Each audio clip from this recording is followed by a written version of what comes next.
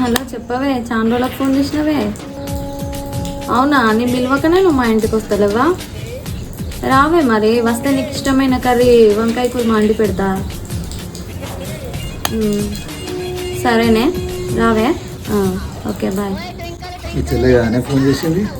నీకు ఎట్లా తెలుసు? ఈ చెల్లెకు వంకాయ కూర అంటే ఇష్టం కాదు. మా చెల్లెకి ఏ కూర కూడా ఇష్టం అని నీకు తెలుసా?